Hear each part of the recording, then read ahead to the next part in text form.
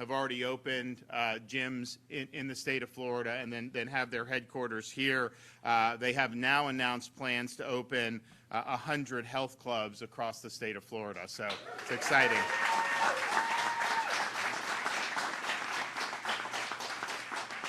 And so we do have Andrew Alfano, who's the CEO. We also have many members of the Retro Fitness team. I don't know if they're behind. I saw some of them back there. I saw, yeah, there we go. I also saw they have like a big breakfast spread, so any of those folks doing that are going to have to get on that bike afterwards. That's fine. We've got Dane Eagle, Department of Economic Opportunity for the state of Florida. Curtis Peary, who's the president of True Grit Hospitality in Jupiter, and also owner of Voodoo Bayou and Calveras Cantina. Also joined by one of his chefs, Nelson Colon, so I want to thank them for coming. We're also joined by Ryan Walpole, who's the vice president of Walpole, Inc., and one of his truck drivers, Kirk Corwin. We have Senator Gail Harrell, Representative Rick Roth, John Snyder. Is Caruso here? And John Snyder. So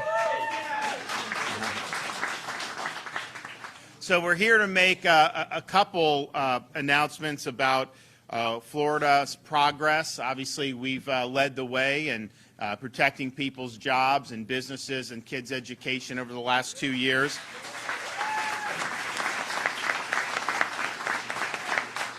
And so we're currently in the fiscal year 2021-2022. It ends June 30th. So when you do the budget every year, you do it based really off the forecast of what people are assuming the revenues coming into the state are going to be. And so we signed the budget last June. It was an enacted top line of $101.5 billion. Now, to put that in perspective, the closest state to us population-wise is New York. They have 3 million fewer people than we do. Their budget's over twice the size of our budget. Now, they don't have better roads or services or education or any of that, but they definitely have way more. And so, our budget, even though we've never done more for education, we've never done more for environment, we've never done more for infrastructure, all those things really important, but we're doing it in ways that are fiscally prudent. But at the same time, you don't necessarily know how the economy performs and everything until you get. So we're now about 6 weeks to go in this current fiscal year, and we could report definitively, the state of Florida for fiscal year 21-22 will have by far the largest budget surplus in the history of our state.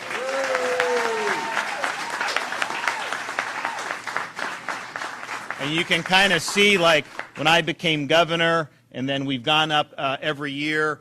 And so it's likely to be probably over $21 billion because we're going to get the May numbers in and then the June, and it's coming over estimate every month. But even if we somehow just did a big about face, we would still clear the $20 billion. And so what that is it's all state money. People say there's no federal money in that.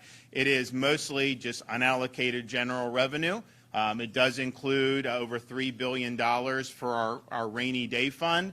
It also includes $500 million that we've set aside to respond to disasters. And in the event that happens, we'll be able to do it. And then there is some money that are unallocated balances for some of our state trust funds. But at the end of the day, that represents about 20% of the total amount of the budget. And so you look at in Washington, they're running massive deficits that represent a huge portion of their budget. We have massive surplus. And so this would not have happened had we listened to a lot of the people that were criticizing us for keeping businesses open, keeping people employed, keeping kids in school. Those were obviously the right decisions. They were decisions that other states were not following, and most states were not.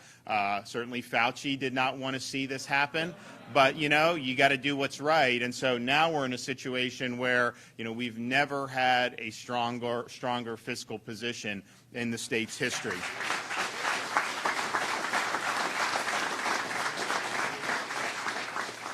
So we also this morning announced the jobs report for the state of Florida for the month of April. And so in April alone, Florida added another 57,000 jobs. And so that's an increase of 0.7%, which is twice the rate of increase of the nation as a whole. And that includes almost $20,000 in leisure and hospitality industry and over 12,000 jobs in trade, transportation, and utilities. Our unemployment rate in the state of Florida is now 3%, which is far below the national average of 3.6%. And our unemployment rate has been lower than the national average for 17 consecutive months.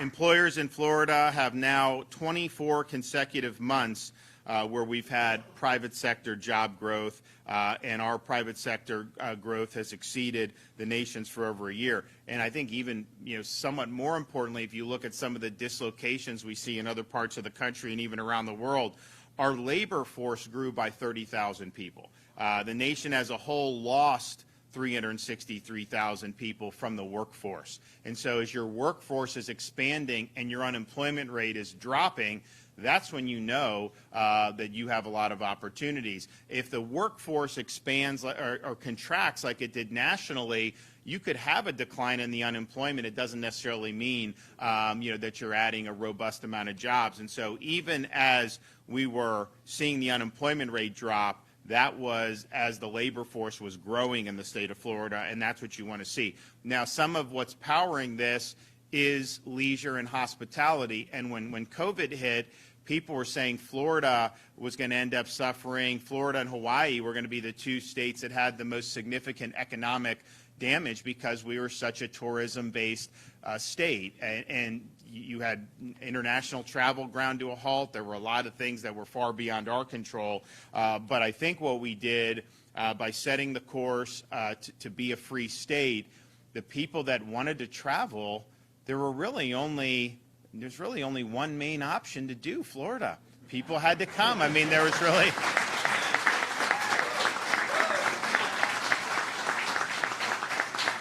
And so when COVID hit, people were saying that this would take 4 or 5 years to be able to get to where we were pre-COVID in terms of our tourism numbers. In fact, between January and March of this year, we had 36 million visitors. That's far above our 2019 levels. And so we're recovered and then some. And part of it was being open, but part of it was also proactive steps that we took to protect people's quality of life. I mean, for example, in early 2021, I think we were the first state in the country to ban vaccine passports in our state. And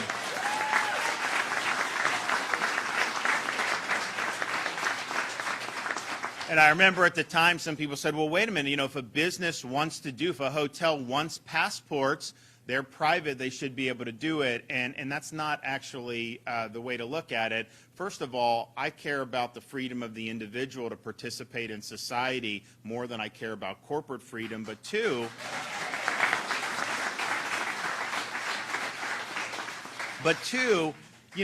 most businesses wouldn't have wanted to do this. But if you have one that does it, then people would say Florida had passports. And I can tell you one of the reasons why we've done so well is because people can come here and you can go where you want, do what you want. You're not going to get shaken down to produce medical papers at the front door of a restaurant. People don't want to do that. I mean, honestly, it's just...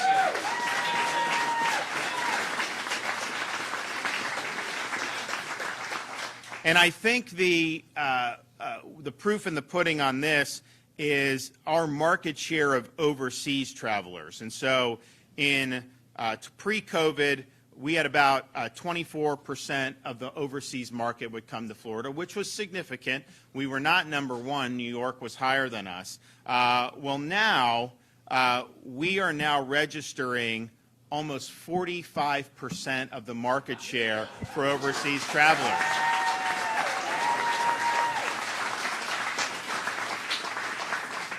So not only is this the highest market share in the country, it's a higher market share than any state has ever recorded since this has been recorded in our country's history.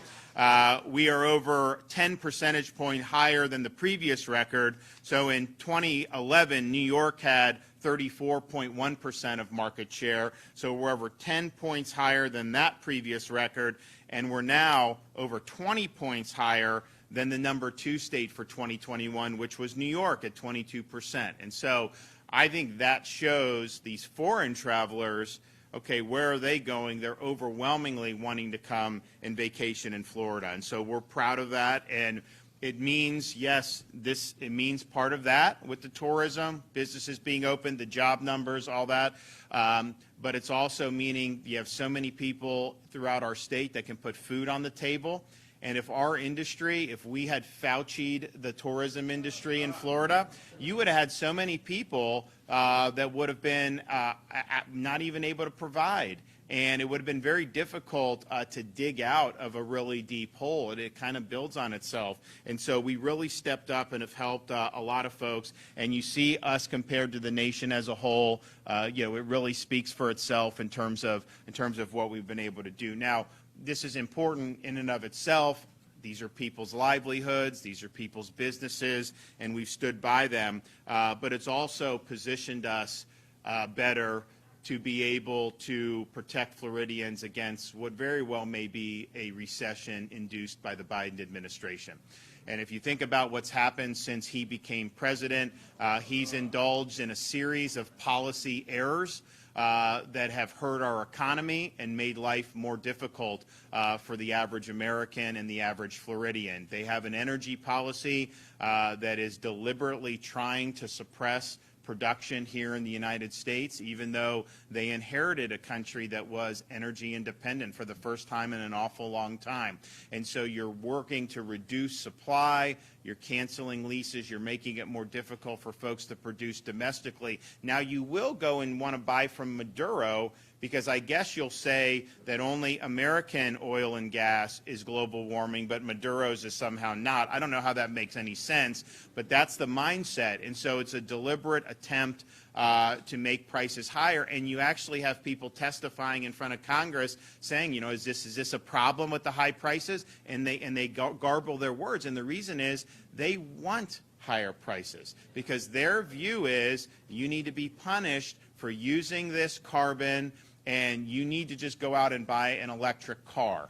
So, I mean, think about it. You have people now, gas is going to hit $5 a gallon very soon. And their message from the Biden administration to Americans who are chafing under dramatic increase in fuel costs is to go spend $65,000 on an electric car. You know, that is totally out of touch, I think, with the realities that people are dealing with. But it's not just the pain at the pump. When you have energy prices going up the way they are, that permeates the entire economy, permeates all the logistics, all the production, and so that fuels the general inflation rate. And what we're seeing with overall inflation, huge spikes, yes, in energy, but also in food, also in utilities, also in things that are just important staples of day-to-day lives. I mean, the only thing that's under 8.5% are things that really aren't as pertinent to the average person. So if you looked at the true inflation for people in terms of what they're doing in their daily lives, it's much higher than 8.5%. And so when you have that, and they said it wouldn't happen, but they came in and they printed trillions of dollars, and they were warned not to do this, even by Democrat economists telling them don't do this. It's going to cause inflation. They did it anyways. And just think about it. You've printed trillions and trillions of dollars. You've sparked inflation. But if it wasn't for like a Joe Manchin, they would have done trillions more. They were trying to print trillions more, and they basically just didn't have the votes in the U.S. Senate to do it. The House of Representatives passed massive more printing of money. They just didn't able to get it through the Senate. So I think if they had passed that, you know, we'd have 15 to 20% inflation most likely. And so they were, as bad as it is, they wanted to make it even worse. And so what's going to happen is They said inflation wouldn't happen. Then they said it was just a blip. Then they said this. They blame Putin, although you look, all these other industrial countries, there's a lot of them that don't have the inflation rate that we do. So they're just trying to find a scapegoat.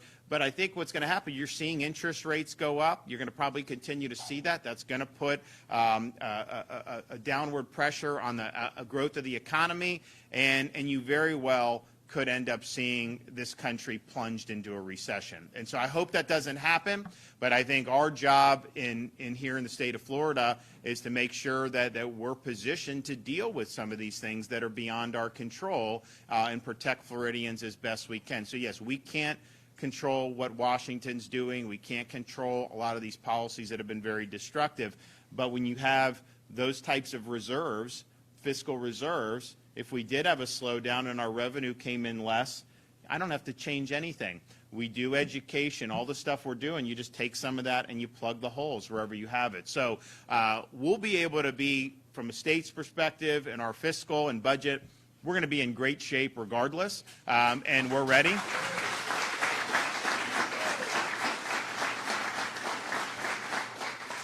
And I do think that if we end up seeing a Biden-induced recession, I think that because of the environment we've created, my hope is that we're able to withstand that better than some of these other states. You look at the last big recession in 2008, Florida was one of the worst performing states with that. I mean, we got totally smacked with that recession. Texas and some other states, they felt it, but they were able to get through it much better. And I think because of all the great things we've been able to do with the economy, we're better positioned to weather some of those storms. Again, I hope it doesn't happen. I really hope it doesn't. But, if he had just come in and done nothing, we would be better off than what he's done. I mean, so...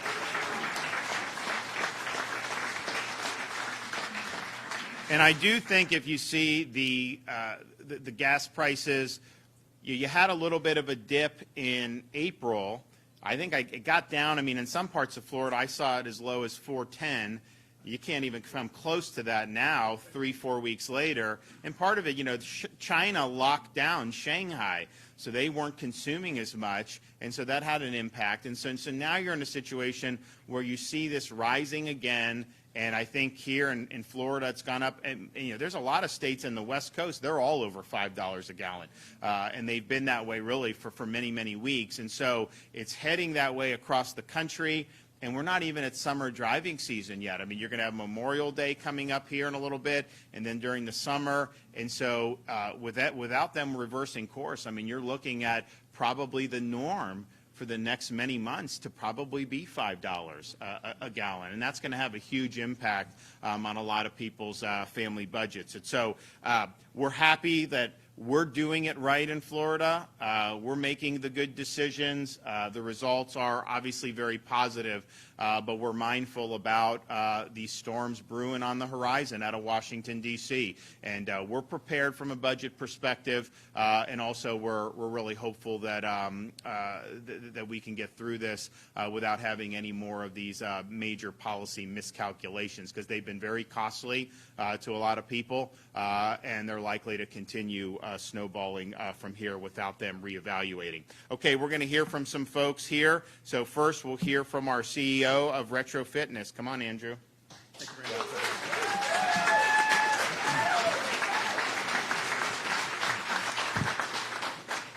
Well, thank you and welcome to the brand new Retro Fitness Support Center. We appreciate everybody being here and appreciate your support, Governor. Retro Fitness today is seen as the leader in the high-value, low-price fitness space, and I'm very proud to stand here and say that today we now have 175 clubs open or in development across 9 different states, but specifically here in the great state of Florida.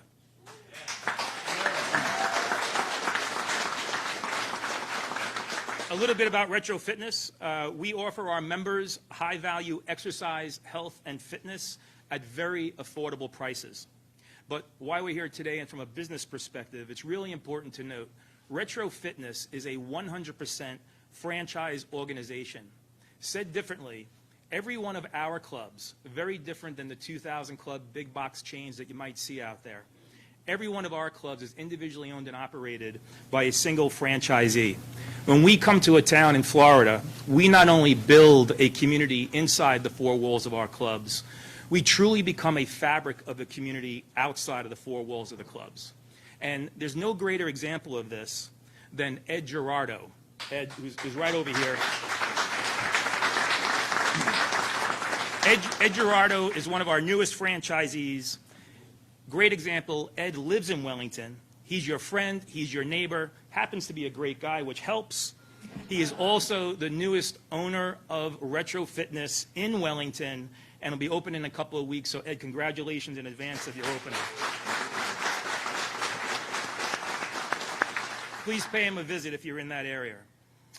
As the governor mentioned, the very first thing I did in 2019 when I became the CEO was I moved the company from New Jersey to right here, West Palm Beach, Florida. This was large in part because Florida, simply put, is a business-friendly state. Very quickly, we have developed tremendous relationships with all of state leadership. And operating in 9 different states, I will tell you, we have a great opportunity to see the lens of how other states operate. There is no greater relationship we have with state leadership in any of the other states, including the state that we just left. In short, Florida is built for opportunity. We're very excited to be here. What a lot of people don't realize about fitness is that on a national level, the fitness industry was the first to close, and it was the last industry to open. But in the state of Florida, Governor DeSantis recognized the importance of exercise, health, and fitness. And Florida was the very first state to reopen gyms and health clubs, recognizing the importance of getting people healthy. So, Governor, thank you very much for that.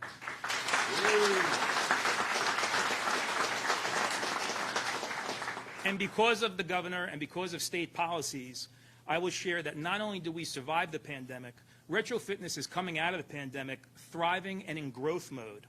And last week, very excited to share that we made a big announcement that we had the biggest investment in the history of Retro Fitness. BlackRock and their Impact Opportunities Fund invested in our new initiative, Project Lift. Project Lift, simply put, is about investing in black and brown communities across the state in the form of exercise, health, and fitness. And when I'm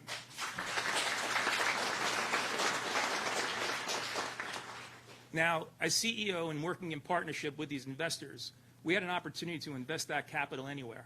But we directed that capital right here to Southeast Florida. There is a minimum commitment of Southeast Florida from Miami up to Jupiter of 30 clubs. And Retro Fitness, as the governor mentioned, I have a goal of a minimum of 100 clubs across the state of Florida so we can bring exercise, health, and affordable fitness to the entire state and the people of Florida. Thank you.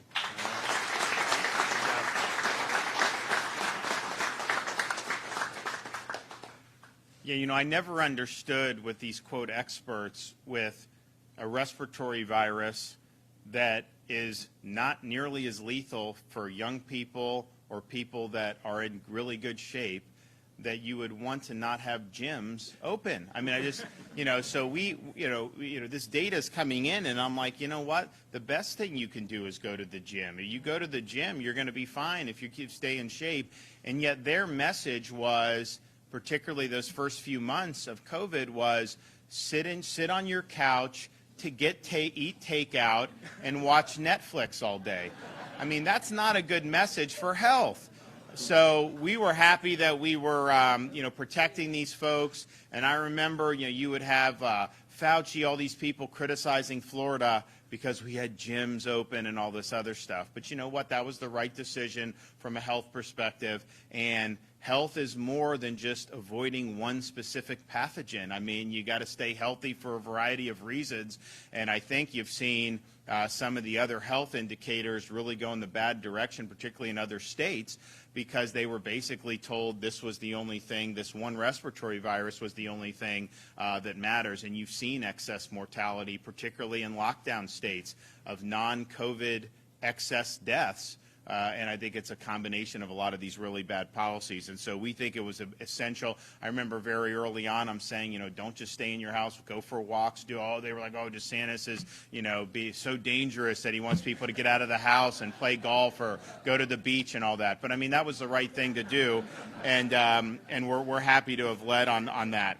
Okay, so we are going to hear from Curtis and Nelson from Voodoo Bayou and Calaveras Cantina.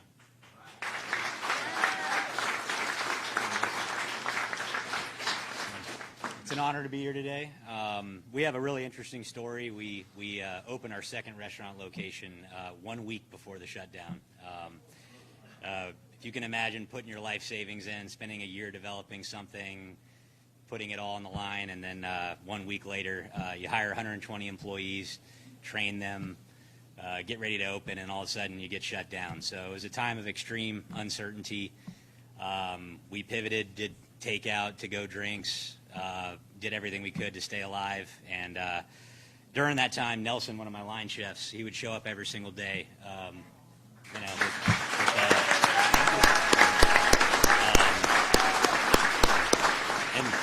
and didn't ask for anything. So I'm really grateful for him, and he's just one of the amazing stories from our employees.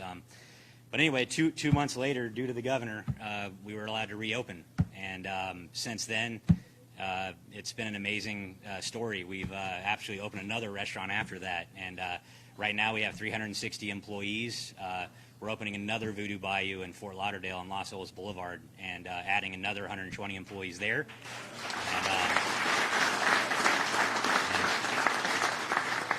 And we're also opening another restaurant in Orlando. I mean, the rebound has just been absolutely astronomical. I can't tell you how grateful I am to the governor. All of our employees are incredibly grateful. I mean, it was truly an incredible thing. It was a bold move on your part, and I think that's what leadership's all about. It's about having faith and believing in your decisions and making those decisions. I mean, without you, we wouldn't have anything. So I want to say thank you. My name is Chef Nelson Colon. I'm from Puerto Rico, so hallelujah. Cooking is my team. Music also. We want to say thank you to the governor here, sir, because without his help, we go nowhere. And if you want to work, come to Florida. This is the place. We have the best food, best gym. My gym is the kitchen, so I work every 5 seconds everywhere. And I've been with Mr. Curtis 16 years, wonderful years, and I never miss to pay my bills with this guy. So that's very important. So you want to come with the best, come with us. Thank you very much, and have a great day.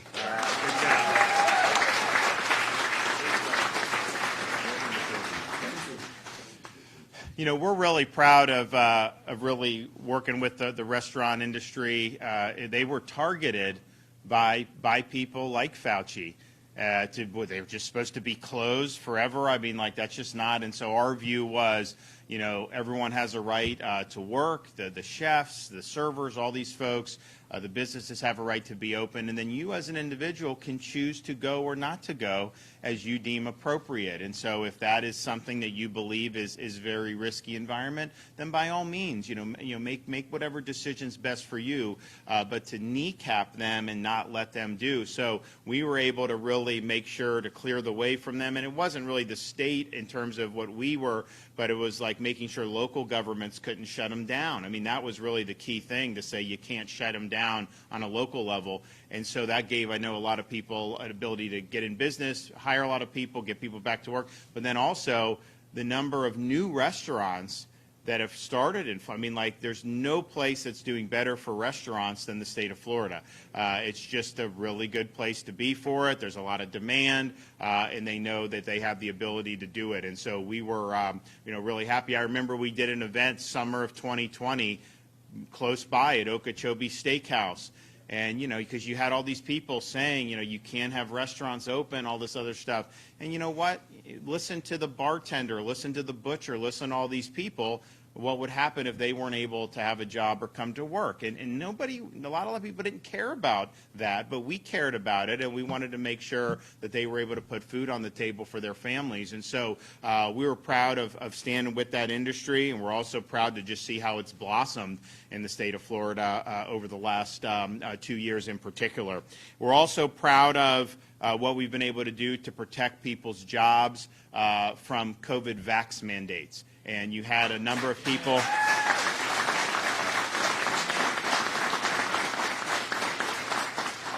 You had a number of people advocating policies that you shouldn't be allowed to work unless, you get this COVID vax. And then it would be, boosters infinitum, and if you got vaxxed but didn't want a booster, then you would lose your job. And we said that's unacceptable in the state of Florida. People have a right to make their decisions on this and should not be tied to their ability to earn a living. So we did a special session of the legislature when it looked like people may start to lose their jobs, and we provided protections, and we saved tens of thousands of jobs throughout the state of Florida by taking action on that. And the thing about it is, it's not right to do, and it's not right for anyone to lose their job over this, but some of the people in the most critical industries that we have shortages of, you would have basically been saying that they can't do. So you look at healthcare and these nurses. A lot of those nurses did not want to do a COVID shot. Many of them have had COVID and have immunity through prior infection, which the CDC wouldn't recognize for a year and a half, almost 2 years, and now they only begrudgingly recognize it. But that's just kind of a basic evidence-based principle. So we protected, we don't enforce the CMS mandate. They are able to go on Florida law and claim whatever exemption they want to stay employed. But what ended up happening is you had states around the country that would fire the unvaccinated nurses, and then they'd have shortages. And so you would have nurses who had already recovered from COVID, were perfectly healthy, but didn't get vaccinated. They would not bring them in to fill spots, but they would bring in nurses who had gotten the shot but were currently COVID positive. So they're actually bringing COVID positive nurses back to work because we know you can still spread it even if you had to. And that just shows you, how insane this was, that you would be doing that. And it wasn't about health at that point. It was about authority and power, and it was more of an ideology. And so we were happy to be able to do that. And now you have a lot of people that want to be nurses in Florida and these other positions. But another one was the truck drivers. They wanted to fire these truck drivers based on COVID vax. And so we made sure to protect that.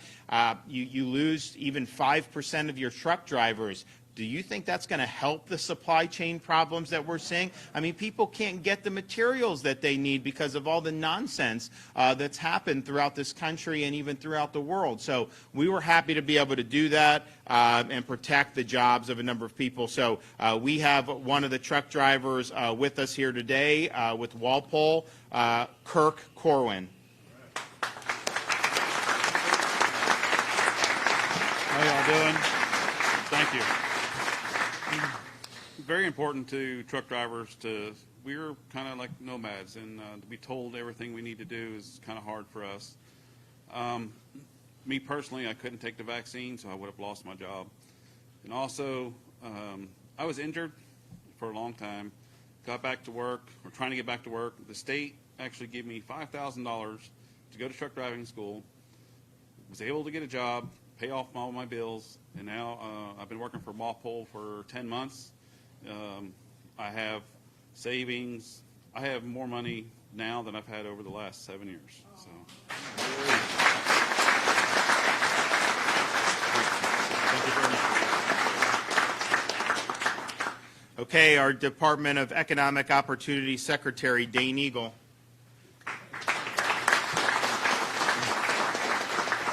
The governor was able to announce some pretty staggering numbers this morning. Unemployment rate at 3.0% compared to the nation at 3.6%. The job growth continuing to trend above the nation. Today's numbers showing it's double the nation's.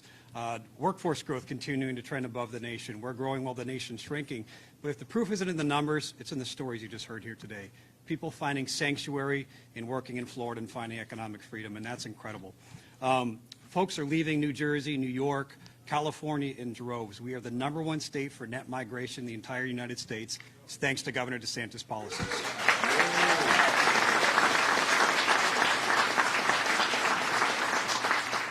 So our unemployment rate today of 3.0% compares to New York at 4.6%, California 4.9%.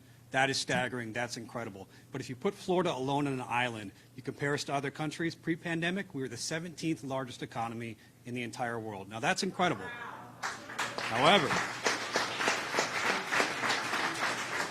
17th pre-pandemic, over the past year, we surpassed Mexico and Indonesia. We are now the 15th largest economy in the world, $1.1 trillion GDP. Again, thank you to Governor DeSantis.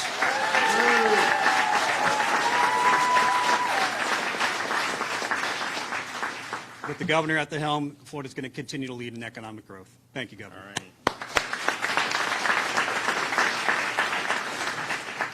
So we're proud of the progress we've made. Obviously, we've got more to do. We're going to be doing a special session next week to deal with problems with homeowners insurance. I think we'll be able to get a good product there, because it's been a problem for a long time, and so we'll do that. We'll also continue doing what we're doing to expand opportunities for career education and the skilled trades. You see the truck driving. We've expanded slots for driving school, commercial driver's license dramatically over the last 2 years. We've added 50 apprenticeships for various types of trades, and that really is helping us expand manufacturing in the state of Florida. We've made targeted infrastructure investments as well. We've also been leading on other issues as they come down the pike. So we were very outspoken about the creation of this Disinformation Bureau in the Department of Homeland Security. And, so they do this, which in and of itself is a total farce, but then they put this person in there who is just totally off her rocker, has been peddling misinformation for years, and they're going to basically have that office be the arbiter of what's true and what's not. And it was pretty obvious their attempt to do that was to simply say whatever they say is true and whatever we say is not. And they didn't want people to be able to dissent, and they wanted to be able to silence or marginalize people that were speaking out against their policies, and that is not an appropriate use of the federal government. I didn't think that they were necessarily going to enforce directly on Americans if you were speaking, but I think what they were planning to do was give to the social media companies whatever they considered to be disinformation or misinformation, and then have the social media companies like Facebook and Google and Twitter until Elon Musk gets it, if he gets it, that they would then put a warning label on, take the post down, suspend you, whatever they would do. And so it was an attempt to try to control debate, and it was an attempt to try to stifle dissent. And they got a lot of blowback on it, and so now they've had to step back from that. Now, I think strategically, they probably haven't thrown in the towel completely. I think they realized that they did not do a good job choosing the head of this, and that opened himself to some obvious criticism. So, but I don't think that we've seen the end of it. I think you have an impulse in the Biden administration, and quite frankly in these legacy media outlets in like Washington and New York. They believe that what they say is what should be shoved down the throat of the public, and that the rest of us should just take it and not point out that they're lying. And so we're going to make sure people in Florida can speak out. We did last year the first bill to signed into law, the first bill to protect Floridians from big tech censorship. They sued on it, and we knew. They immediately sued. The district judge did an injunction. We appealed it. We had a hearing in the 11th Circuit a few weeks ago. It went very well. So we don't know what will end up happening on that opinion, but I feel confident that core parts of that are going to be upheld. And for me, my view is that if they lure you into their platforms because they say, hey, it's an open platform, they take your data and make a lot of money off it, and then the minute you say something they don't like, they silence you, that's a consumer fraud. And so we want to give the people of Florida the ability to sue big tech if that happens to them. I think that would be a useful check against their power. But this Disinformation Bureau was a total disaster. The fact that they would even propose this really should raise questions about who is running this administration and what their designs are. So we're glad that partially through our pressure and I think a lot of outrage across the country that they've had to retreat on that. But I don't think this battle is over, and I think the battle for free speech is going to continue. We also are helping lead the way to protect Floridians from the effects of Biden's open border policies. And we just signed a bill yesterday that is going to make sure that people that are dealing fentanyl and the analogs are going to go to prison for a long time because it's killing people.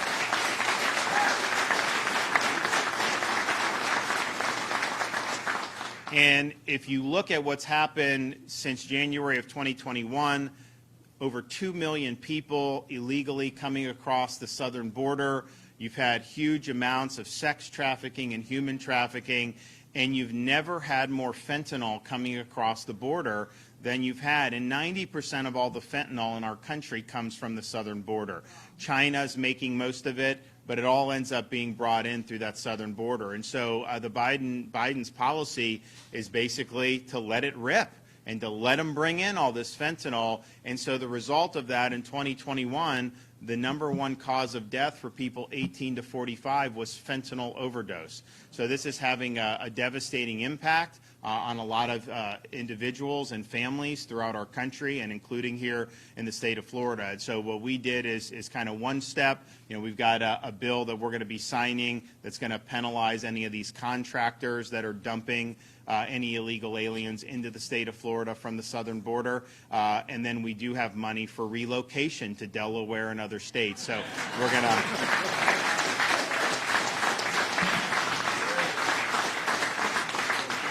But I mean, at the end of the day, it's an issue that has been so. This is why it's so frustrating. The gas prices wouldn't be where they were if they had not done what they did to try to really disfavor energy production. Inflation wouldn't be where it was if they had not printed trillions and trillions of dollars. The border, we would not have the problems at the border if they just would have kept Trump's policies at the border. But they revoked those policies, which had been, and there still needs to be wall and all that. I mean, there's not, there's part of it built, but not enough. So there was more that needed to be done. But even if they just would have just kept the current policies, you would not have had it. And then if they revoke this Title 42, of all the things, that has actually led to a lot of people being turned back to Mexico. You take that off, that's going to be hundreds and hundreds of thousands of people very quickly, and I got to think that that's going to help the cartels be able to move more product into the United States. I said the other day, the cartels should make Biden an honorary member because nobody has done more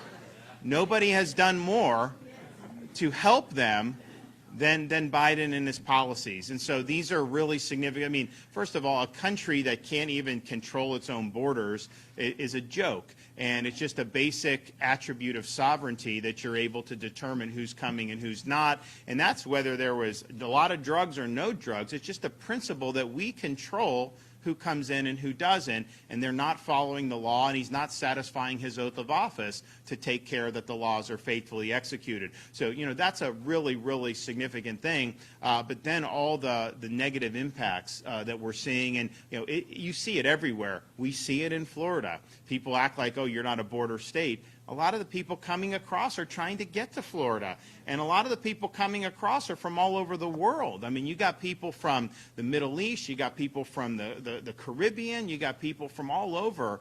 And this is kind of the ticket to come in illegally. So it's a big problem. We're going to continue we're going to have some more announcements with respect to illegal immigration probably within the next couple of weeks.